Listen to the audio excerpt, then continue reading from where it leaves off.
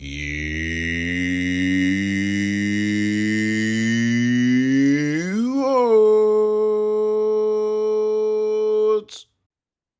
Greetings, Watford fans. Omar here with another edition of the YouOrns 10-minute take on Hull City 1, Watford 2, and Watford winning away. Jingle bells, jingle all the way. That's right.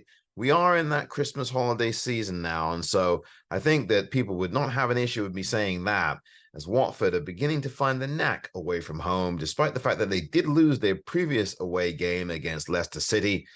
Watford's approach in this game was a lot sharper, a lot better, and they got off the blocks a lot faster with a goal in just 8 minutes of play.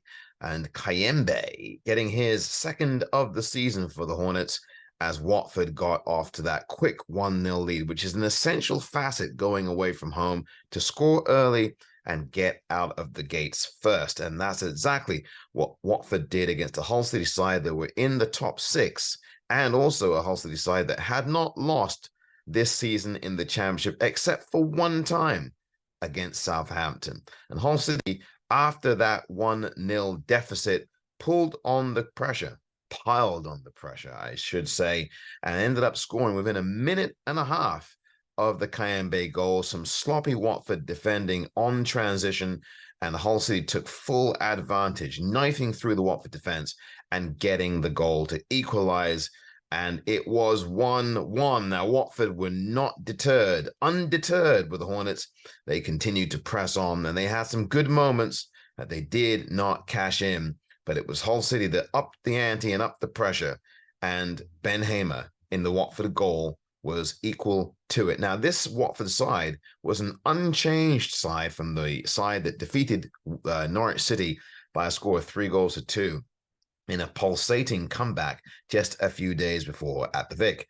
This Watford side seemed to grow into this game a lot more quickly and a lot more confidently than the previous game, and it allowed them to hold Hull at 1-1 at the break and then go into the second half with a renewed sense of purpose and confidence and togetherness. Those are things that we're beginning to see now much more under this Val Ismail side, a team that's playing together, a team that's on the same page, and a team that never gives up and always pursues the winning goal. And they did that in this game as well. Watford in the second half of the game played really well, I thought, were very much disciplined and equal to the task that Hull put forward. Hull had a million chances in this game. One only wonders how Hull did not score more than the one goal that they did score. It's interesting because the one goal that they scored, as I said, was through some really poor Watford defending. And then Hull seemed to have so many more chances in the second half, and it was incredible how they didn't score. Jaden Philogene should have had a hat-trick, and one of the biggest turning points, in fact, the biggest turning point in this Watford game was from the penalty spot when Jaden Philogene struck the ball and really should have scored from the spot. He did not, because Ben Hamer was equal to that shot and then some, diving to his right, saving right, and stopping Jaden Philogene and Hull in their tracks. Ben Hamer, I thought, a very good performance in goal for Watford in only his fifth Watford appearance. I think that he certainly has earned himself at least 3 more games in that Watford goal. Ben Hamer really did stand up, and he was counted, and I think really had the most significant moment of this match, because then within the next 10 minutes after that penalty save, Wesley Hood, who was outstanding all day long for Watford, came through with what really is, I think, going to be the goal of the season. And there are 1 or 2 contenders, but I think this one absolutely does it. Wes Hood, just inside the halfway line of the Hull half, just chipped a long ball, one of his Maisie-type diagonals, but it went straight in to the back of the Hull City net without a bounce. Now, Hull City's goalkeeper had been vulnerable all day long. He had been narrowly escaping Watford pressure and Watford press and close downs, and he was just getting the ball away. This time, he tried his luck one too many times, and Wes Hook caught him off his line and gave one of the most sublime goals you'll ever see. A lovely chip that just kept floating and floating and floating, and then just angling straight in to the back of that Hull City net, leaving the Hull City goalkeeper furious at his defense. Really, I think he only has himself to blame because, again, he played with fire throughout this game, and Watford made him pay. Wes Hook was outstanding throughout this match. He got all the interceptions right. He was leading. Look, he leads the championship in interceptions, and the interception that he got led to the goal that he produced by his lonesome. Wes Hook, outstanding as the man of the match, undoubtedly in this game, and the YouOrns man of the match as well. Wes Hook, the captain, has gone from strength to strength here, and he really does cut a formidable figure in that defense. I think that even when the defense isn't up to snuff, Wes Hook is someone who is a good stabilizer. He reads the game very well. His timing, his sense of timing is very good and clinical. And he's also got the nous to put the ball upfield in the right areas of the pitch.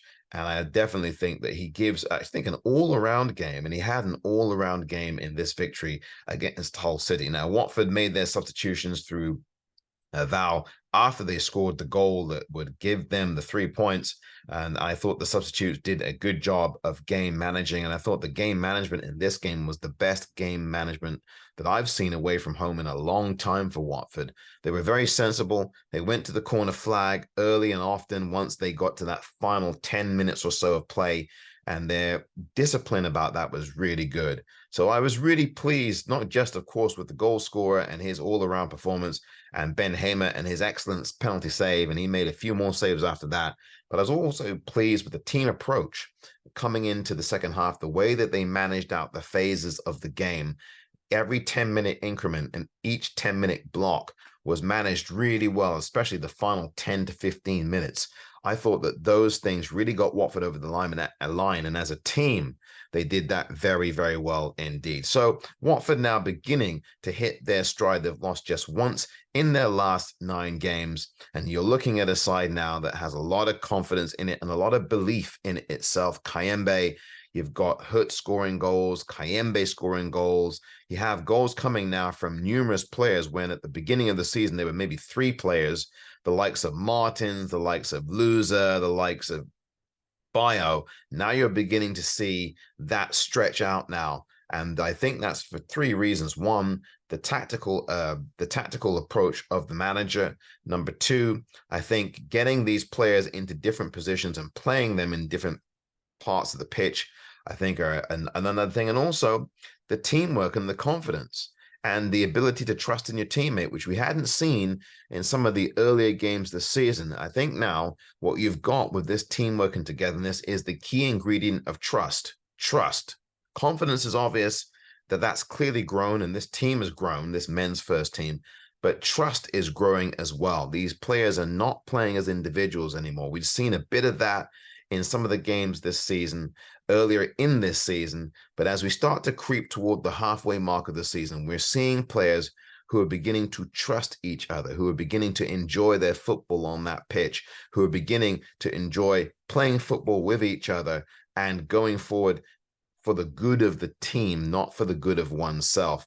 And I think there's also some healthy competition going on as well. Now, Daniel Batman on the bench did not start this game after his 1-match ban. And I think he's going to be on the bench for a few more games here, as Ben Hamer has clearly and rightfully earned his place and earned the right to start these games, certainly with that penalty save in the game against Hull. Well, we'll see what happens next with Ben Hamer. Can he continue this good, solid performance and bring that forward into the game against Southampton? That's coming up at the Vic this coming Saturday. But Watford, I thought, did themselves the world of good here, moving up the table, beginning to gain consistency, which is a very critical component of Watford as a team and how they continue to move through this season. Once they've got this consistency and attained it, they can start to do more things. They can start to take more chances when they are on the ball. They can start to do different things. They can start to stylize their play a bit more if they choose to, in terms of the kinds of things on the pitch that are going to work for them, the kinds of things that work during training, the kinds of things that you might be expected to see in some of these games. Now, they can't do this kind of thing all the time, but when you've got trust and you've got confidence and you've got consistency, and discipline, really nothing can stop you but you. This has been the YouOrns 10-minute take.